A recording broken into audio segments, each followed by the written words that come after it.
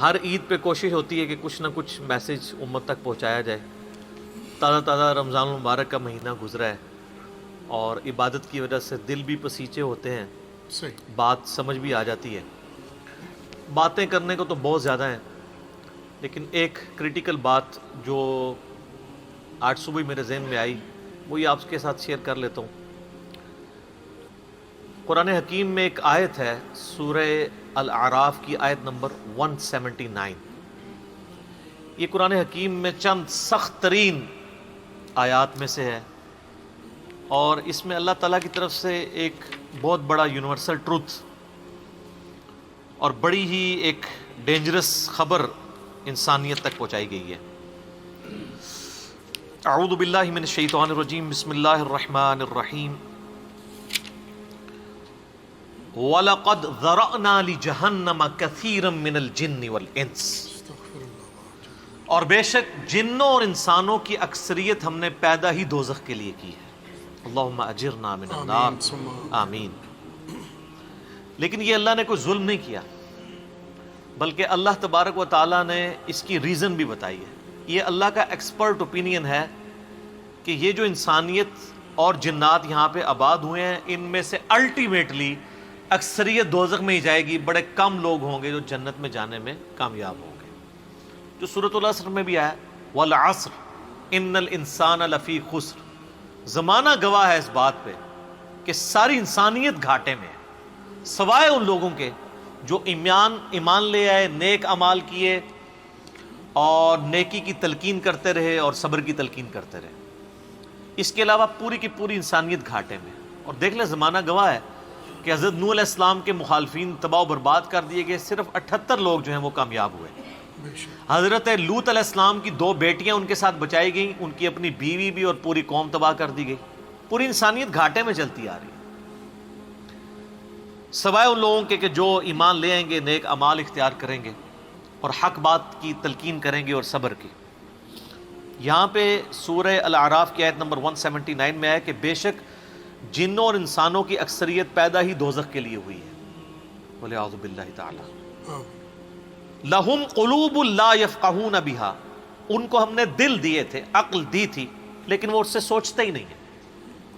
وَلَهُمْ أَعْيُنٌ لَا يُبْصِرُونَ بِهَا, ان کو ہم نے آنکھیں دی تھیں لیکن آنکھوں سے دیکھنے کا سا دیکھنا نہیں دیکھتے, عبرت نہیں پکڑتے. وَلَهُمْ آذَانٌ لَا يَسْمَعُونَ بِهَا, اور ان کو ہم نے کان دیے تھے لیکن سننے والا سننا سنتے ہی نہیں ہیں. أُولَئِكَ كَالْأَنْعَامِ بَلْ هُمْ أَضَلُّ, ایسے لوگ چوپایوں کی مانند ہیں بلکہ ان سے بھی بدتر ہیں, جو اپنی عقل, آنکھیں اور کان استعمال کر کے حق بات تک پہنچنے کی کوشش نہیں کرتے. اولئک هم الغافلون, ایسے ہی لوگ ہیں جو اصل میں غافل ہیں. تو اللہ تعالیٰ نے یہ یعنی اس میں ایک غیبی خبر دے دی ہے کہ الٹیمیٹلی یہ ہونے والا ہے. مطلب کیا کہ اب جس نے تیاری کرنی ہے وہ خود تیاری کر لے. اس کو میں ایک مثال سے سمجھاتا ہوں کہ اس وقت تقریباً یہاں پہ 80 کے قریب لوگ بیٹھے ہیں, اور میں یہ کہوں کہ میں ایک گولی چلاؤں گا جس کو بھی لگ جائے, تو ہم میں سے کیا ہر شخص یہ سوچے گا کہ یار ایک ہی گولی ہے, 80 بندے ہیں, کسی اور کو ہی لگے گی, ضروری ہے مجھے ہی لگنی ہے؟ ایسا تو کوئی نہیں سوچے گا, سب دڑکی لگا دیں گے. لیکن آخرت کا معاملہ کیا ہے؟ بخاری اور مسلم دونوں کی حدیث ہے متفق علیہ کہ آدم علیہ السلام کو حکم ہوگا کہ جنتیوں اور دوزخیوں کو الگ کرو. حضرت آدم علیہ السلام پوچھیں گے کہ اے اللہ کتنے جنتی اور کتنے دوزخی؟ تو اللہ تعالیٰ فرمائے گا ہر 1000 میں 999 دوزخی اور صرف ایک جنتی. تو یہاں اگر 1000 بندہ اور میں کہوں ایک گولی چلے گی, ہر بندہ بھاگنے کی کوشش کرے گا. لیکن آخرت کے بارے میں یہ حال ہے کہ ہر ایک بندہ یہ امید لگایا ہوا ہے کہ وہ جو ایک بچے گا نا وہ میں ہوں گا. اور ادھر 1000 بندے کے اوپر ایک گولی چلائی جائے تو 1000 کا 1000 سوچے گا جو ایک پھڑکے گا وہ میں ہوں گا. بالکل 180 ڈگری سوچ ہے. یا اس کو یوں سمجھے کہ میں کہوں کہ ایک گولی چلاؤں گا 999 بچ جائیں گے, ایک کوئی لگے گی. کوئی نہیں کہے گا یار 999 بچنے ہیں تو چلو ایک میں بھی ان میں بچنے والوں میں ہوں گا, کہے گا کدھر میں ہی نہ پھنس جاؤں. اور آخرت میں تو معاملہ بالکل الٹ ہے. بہت کریٹیکل ایشو ہے.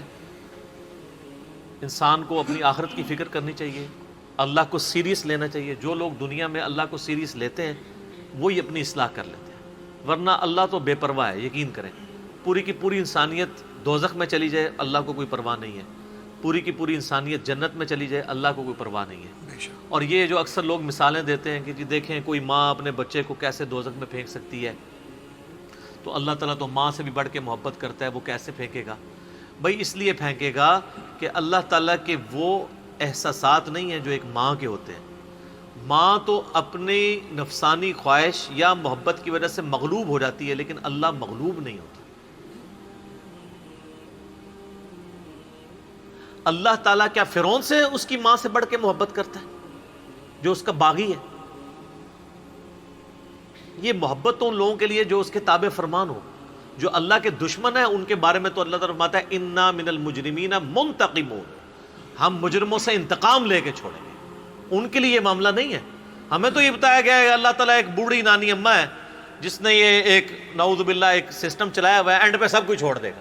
نہ، اگر یہ بات ہوتی تو انبیاء کرام علیہ السلام کی تعلیمات اس طرح کی نہ ہوتی کہ لوگ جو ہے وہ کیجول زندگی گزارنا شروع کرتے ہیں۔ بڑی سٹرکٹ تعلیمات ہے۔ جامع ترمذی میں حدیث ہے کہ سیدنا عثمان غنی رضی اللہ تعالیٰ عنہ علیہ السلام کے بارے میں آتا ہے کہ وہ جب کبھی قبرستان جاتے ہیں تو اتنا روتے کہ ان کی داڑھی آنسوؤں سے تر ہو جاتی۔ تو اصحاب پوچھتے کہ آپ کے سامنے جب جہنم کا ذکر ہوتا ہے آپ پہ اتنی خشیت طاری نہیں ہوتی، لیکن قبرستان میں قبر کے سامنے یہ معاملات آپ کے ساتھ کیوں ہوتے ہیں؟ تو انہوں نے کہا کہ میں نے نبی علیہ السلام سے خود سنا تھا کہ قبر آخرت کی منزلوں میں سے پہلی منزل ہے، جس کی یہ منزل پھنس گئی اس کی اگلی منازل مشکل ہو جائے گی، اور جس کی یہ منزل آسان ہوئی اس کی اگلی منازل آسان ہوتی چلی جائے گی۔ یہ وہ شخص کہہ رہا ہے جسے 3 دفعہ جنت کی بشارت ملی ہوئی ہے۔ ہمارے پاس کوئی جنت کا ٹکٹ نہیں ہے، اور ہماری بے پرواہی اپنے عروج کے اوپر ہے۔ اسی کو پنجابی میں کہا جاتا ہے نا، عقل نہ ہوئے تے موجیں ہی موجاں، عقل ہوئے تے سوچیں ہی سوچاں۔ جسے عقل نہیں ہوگی وہ موجیں مارے گا کیونکہ اسے پتہ نہیں ہے نا، لیکن جسے عقل ہوگی وہ سوچے گا کہ یار یہ معاملہ تو بڑا خطرناک ہونے والا ہے۔ صحیح بخاری میں حدیث ہے، نبی علیہ السلام نے فرمایا آپ ایک جگہ سے گزرے، کچھ اصحاب آپس میں یعنی ہنسی مذاق کرتے ہوئے ہنس رہے تھے، تو آپ کھڑے ہو گئے، آپ نے فرمایا جو کچھ میں جانتا ہوں نا اگر تم جان لیتے تو بہت کم ہنستے، زیادہ رویا کرتے، بہت سیریس کیس ہونے والا ہے۔ صحیح مسلم میں حدیث ہے، آپ علیہ السلام فرمایا میں نے ارادہ کیا کہ میں اللہ سے دعا کروں کہ تمہیں عذاب قبر سنوا دے، دکھانے والی تو کہانی ختم سر، سنوا دے، لیکن مجھے ڈر ہوا کہ اگر تم نے عذاب قبر سن لیا تم اپنے مردوں کو دفنا نہیں چھوڑ دو گے، ایسی خشیت تم پہ طاری ہو جائے گی۔ لیکن یہ اللہ تعالیٰ نے سب کچھ پردے میں رکھا ہوا ہے سر۔ صحیح بخاری میں حدیث ہے کہ میت جو ہے وہ چارپائی پہ کلام کرتی ہے، نیک میت کہتی ہے مجھے جلدی جلدی میری جگہ کی طرف لے چلو، اور جو بری میت ہے وہ چیخو پکار کرتی ہے کہ مجھے کہاں لے کر جا رہے ہو۔ اور نبی علیہ السلام کے الفاظ ہیں صحیح بخاری میں کہ زمین و آسمان کی ہر مخلوق اس کی چیخیں سنتی ہے سوائے جنوں اور انسانوں کے، کیونکہ جنوں اور انسانوں کو اللہ تعالیٰ نے غیب کے پردے میں یہ چیزیں رکھی ہیں نا، اسی کے اوپر تو جنت ہے۔ ان الذین یخشون ربہم بالغیب لہم مغفرۃ واجر کبیر، جو لوگ بن دیکھے اپنے رب سے ڈرتے ہیں ان کے لیے مغفرت ہے اور اجر کبیر ہے۔ دیکھ کے تو سب نے مان لینا ہے، پھر سر اس سے بھی آگے اگر آپ چلے جائیں، صحیح بخاری میں یہ حدیث موجود ہے کہ جب میت کو سوالات کے جوابات نہیں آتے نا تو فرشتے اس سے پوچھتے ہیں کہ تجھے سوالات کے جوابات جو نہیں آئے کہ کیا معاملہ تیرے ساتھ ہوا؟ تو وہ کہتا ہے میں تو وہی کہتا تھا جو لوگ کہتے تھے، سن سنا کے سننی، ٹنی پڑھ پڑھا کے سننی نہیں۔ تو فرشتے کہتے ہیں تو نے خود پڑھ کے سمجھنے کی کوشش کیوں نہیں کی؟ پھر فرشتے اسے ایک گرز مارتے ہیں جس سے وہ زمین کے اوپر بالکل، جس کو کہتے ہیں نا پیرلل ہو جاتا ہے، زمین کے خاک بن جاتا ہے، اور اس کی جو گرز کی اگینسٹ اس کی چیخو پکار ہے اس کو جن و انس کے علاوہ تمام مخلوقات سنتی ہے۔ اگر یہ سن لیں تو ظاہر ہے یہ تو پھر انسان کے بچے نہ بن جائیں، یہ اللہ نے پردہ رکھا ہے، ورنہ تو آپ بڑے بڑے بزرگوں کو دفنا کے نکل رہے ہو نا، ان کے پردے جو ہے نا وہ جنازہ یعنی اس قبرستان کے گیٹ تک پہنچتے ہوئے ساری بزرگی کھل گئی ہو، دڑل کی بات پیچھے سے آ جائے، ٹھیک ہے، لوگ ویسے بزرگی کا دعویٰ بھی پھر چھوڑ دیں گے، وہ ڈرتے رہیں گے نا. تو یہ اللہ نے پردے رکھے ہوئے ہیں. تو اس عید کے اوپر میں یہی پیغام دوں گا کہ اللہ کو سیریس لیں، اور سیریس لینے کا پھر مقصد یہ ہے کہ یہاں پہ ہمارے سب کانٹیننٹ میں کیا ہوتا ہے، یہاں پہ وہ پی کے والا ہی کام چل رہا ہے، دکھلاوا ہی سارا کے سارا چل رہا ہے. سب کانٹیننٹ میں انڈیا، پاکستان، بنگلہ دیش، افغانستان کے اندر یہ ہے کہ اگر کوئی شخص خدا کی طرف راستہ بھی اختیار کرتا ہے نا، تو زیادہ زیادہ کیا کرتا ہے وہ، کہ وہ کسی کی ماں مر گئی، کسی کا جوان بیٹا مر گیا، کسی کو کوئی بیماری آئی، وہ اللہ کی طرف لگتا ہے تو پہلے کیا کرتا ہے، داڑھی رکھ لیتا ہے، تسبیح پکڑ لیتا ہے، مسجد کی طرف آنا شروع کر دیتا ہے، اور اس مسجد کی طرف جو اس کے محلے کی مسجد ہوتی ہے، وہ ایک پریکٹسنگ مسلمان نہیں بنتا، وہ ایک پریکٹسنگ بریلوی یا پریکٹسنگ دیوبندی یا پریکٹسنگ اہل حدیث اور شیعہ بن جاتا ہے. اگر اس کے محلے کی مسجد بریلویوں کی ہوتی ہے تو وہ ایک پریکٹسنگ بریلوی بن کے سامنے آ جاتا ہے. ہونا ہی چاہیے کہ اب تم خدا کی طرف راستہ اختیار ہی کیا تو سب سے پہلے علم حاصل کرو. انما یخشی اللہ من عبادہ العلماء، اللہ کی خشیت تو اہل علم کو ہے. علم نہیں حاصل کرتے، جو جدھر لگے نا اسی طرف چل پڑتا ہے. ہونا تو چاہیے کہ آپ پہلے ہی دیکھیں کہ میں قرآن و سنت کا علم حاصل کروں، میں دیکھوں کہ یار کون سے نظریات درست ہیں، کن چیزوں کے اوپر اللہ تعالیٰ نے پکڑ کرنی ہے، کن چیزوں کے اوپر اللہ تعالیٰ نے فرائض میرے اوپر لگائے ہیں. وہ کوئی بھی علم نہیں حاصل کرتا، کوئی جدھر لگا ہے ادھر. ہمارے محلے میں نے بتایا کہ ایک پوری فیملی قادیانی ہو گئی تھی، یہ میری پیدائش سے پہلے کی بات ہے. صرف ان کے گھر اولاد نہیں ہوتی تھی، بچی پیدا ہوئی، وہ والد پہلی دفعہ گیا مسجد میں، وہ قادیانیوں کی عبادت گاہ تھی، وہ قادیانی ہو گیا، پوری نسل ان کی قادیانی ہے. یہ ہماری ٹوٹل تحقیقات ہے. اذان عصر شروع ہوگی، اذان کا جواب دیں، باقی انشاءاللہ. بسم اللہ والصلاة والسلام علی رسول اللہ وعلی آلہ وصحبہ اجمعین.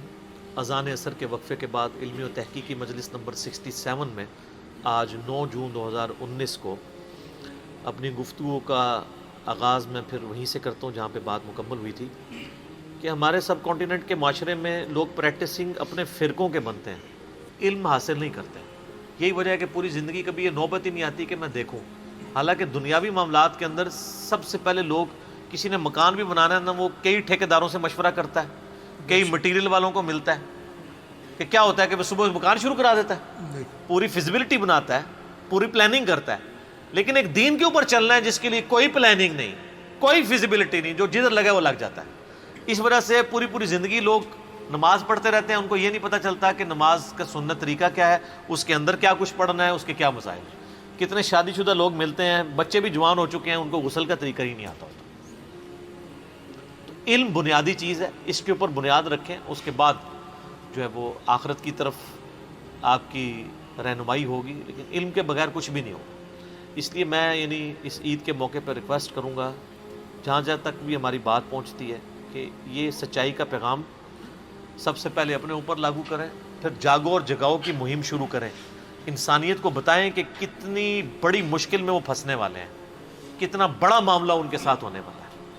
اور یہ اتنا بڑا معاملہ ہے کہ یہ تو چوکوں پہ کھڑے ہو کے اور بڑی بلڈنگز کی چھتوں پہ کھڑے ہو کے اسپیکر فٹ کر کے لوگوں کو یہ بتانے کی ضرورت ہے. وَلَقَدْ ذَرَأْنَا لِجَهَنَّمَ كَثِيرًا مِّنَ الْجِنِّ وَالْإِنسِ، بے شک جنوں اور انسانوں کی اکثریت دوزخ کے لیے پیدا ہوئی ہے، تو بچ جاؤ. ہماری حالت ویسے یہ ہے کہ ہم تو ایک بلی کو بھی آگ میں گرتا ہوا برداشت نہیں کر سکتے، لیکن ہم یہ راگنی الاپ رہے کہ انسانیت نے دوزخ میں گرنا ہے اگر انہوں نے اللہ تعالیٰ کو سیریس نہ لیا اپنی زندگی کے اندر. تو یہی پیغام ہے جی، کہ لوگوں کو یہ آیت سنائیں، خود بھی آخرت کی فکر کریں، لوگوں کی بھی آخرت کی فکر کریں، اور علم کی بنیاد پہ، تاکہ عقائد کی بھی اصلاح ہو اور اعمال کی اصلاح. جزاکم اللہ خیر علی.